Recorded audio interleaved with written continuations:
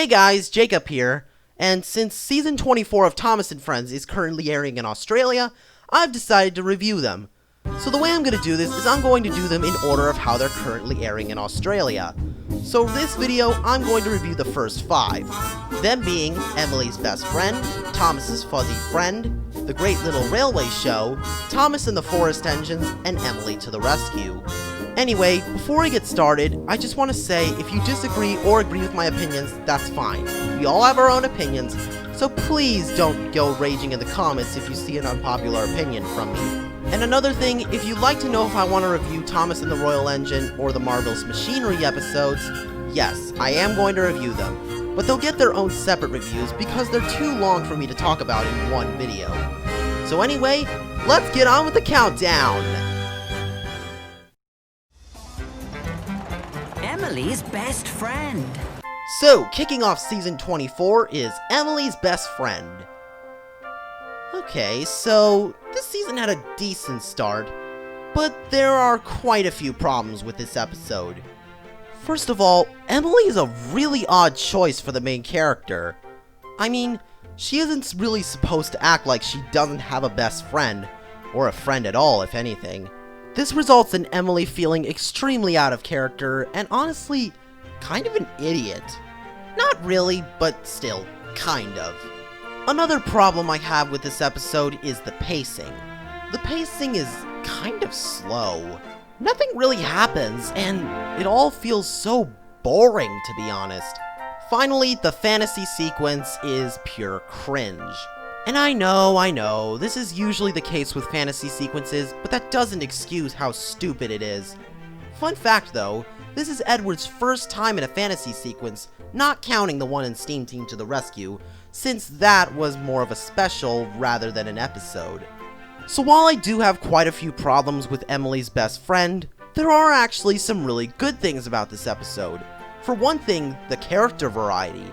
The character variety in this episode is really good. I mean, we've got Marion, Philip, even Edward and Henry. Who knew the weakest writers on the show right now could give Edward and Henry of all characters some decent screen time in the Big World Big Adventures era? Another thing I really like about this episode is the interactions between Emily and Edward. We don't usually see these characters interact, so the dynamic between them is really unique. So I gotta give the writers credit for doing this. Finally, I really can't help but chuckle at Henry's line right here.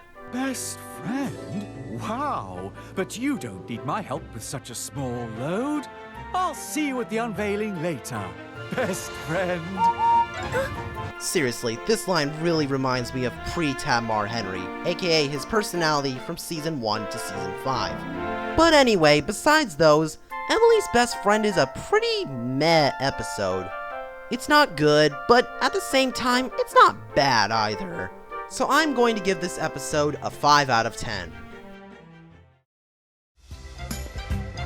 Thomas's Fuzzy Friend. So, the next episode up is Thomas's Fuzzy Friend. And I can definitely say that this is an improvement from Emily's Best Friend. For one thing, the dog Fuzzy is freaking adorable. And I just find him especially cute since I'm actually a dog owner myself. The second thing I really like about this episode is the return of Little Thomas, also known as the baby from the Season 19 episode Thomas and the Babysitter. And I really like how they added a little detail where they actually show Little Thomas from a bird's eye viewpoint. It's similar to another thing they did in Thomas and the Babysitter where they showed a slight shot from the baby's point of view. It's such a subtle but also really nice detail, so you really gotta applaud the animators for that. Also, I'm sorry for saying this, but the scene of Fuzzy peeing on James's wheel is freaking hilarious. Plus, this isn't even the first time they've done a toilet joke either, since they did make a poop joke back in Season 20's The Missing Breakdown Train when a bunch of seagulls pooped on Jerome's roof. And Season 20 is the best season of the CGI series, so a pee joke doesn't really bother me that much. Another positive to this episode is that this line right here really makes me chuckle. Big Thomas! Thomas! You have caused a lot of confusion and delay! I'm sorry, but I just laugh every time at that line. At think my only problem with this episode is that, like Emily's best friend, the pacing is kind of slow in some areas. However, it isn't as big of a problem here because of the adorable dog. So with all said and done, Thomas's Fuzzy Friend is a good and adorable episode. So for that, I'm going to give it a 7.5 out of 10. The Great Little Railway Show. So, for our third episode of the first week of Season 24 airing in Australia, is The Great Little Railway Show. So, out of all the episodes in Season 24, this is the one I was looking forward to the most. And that's mainly because of its huge variety of characters and the fact that it's written by Michael White, who has written some of the best episodes of the Big World, Big Adventures era. So when I finally got to watch it for the first time, I was extremely disappointed. I think my main issue with this episode is that Percy is such an idiot. Granted, I do think he was handled better here than the last Percy episode we got, which we do not speak of, but he still acts like a complete excitable child. In fact, Percy isn't the only character that feels out of character. Pretty much all the little engines are out of character. My second issue with the episode is that they shoehorn in references just for pure nostalgia. And unlike Thomas and the Royal Engine, where some references actually play an important part in the story, the references here are just so shoehorned in. Another glaring issue I have with this episode is the plot twist at the end, where the railway show turns out to be a model railway show. While it's great to see Mattel paying tribute to Wilbert Awdry's legacy, this ending is extremely forced in, and honestly, it's pretty stupid. Really, the only plus I can think of is the huge variety of characters. But even then, not much of them speak. So in my opinion, The Great Little Railway Show is not just one of the most disappointing episodes of the Big World, Big Adventures era, but also one of the most disappointing episodes of the entire show. I really did not think I would really be saying that. But anyway, The Great Little Railway Show, in my opinion, gets a 3 out of 10.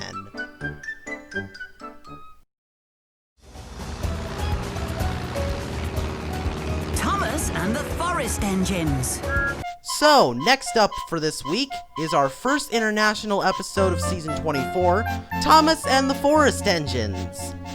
So, this episode wasn't anything good, but I do think it's better than The Great Little Railway Show. The story is fairly generic. It's your typical 3 strikes formula that you find in an episode from seasons 13 to 16. Though granted, it is definitely still better than any episodes from that era. Another problem I have with the episode is that the pacing, once again, is pretty slow. The pacing is especially slow when Thomas meets the Forest Engines for the first time and suggests that they swap jobs for the day, which doesn't help that scene since there's a cringeworthy fantasy sequence in the episode. Speaking of the Forest Engines, Marcia and Marcio are not terrible characters, but they're kind of pointless. Plus, they can be fairly annoying at times in this episode, though they definitely aren't as annoying as a certain other trio of wood-burning engines whose names escape me at the moment. So while there are some pretty bad aspects to this episode, there are also a lot of good ones. For one thing, the animation is amazing, and Jamfield really outdid themselves with the sets.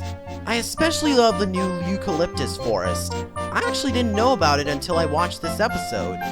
Another thing I really like is that it isn't really Thomas who screws up things, and it's really the Forest Engines that mess up. Well, kind of. Other than that, Thomas and the Forest Engines isn't necessarily good, but it's not bad either. It's definitely an improvement from The Great Little Railway Show, and it's a little bit better than Emily's Best Friend, too. I give it a 6 out of 10. Emily to the rescue. And the final episode for the first week of Season 24 is Emily to the Rescue. So out of all the episodes this week, this episode is definitely my favorite. Unlike Emily's Best Friend, Emily is actually in character this time. She's very safety-minded, she's clever, and she doesn't panic at all.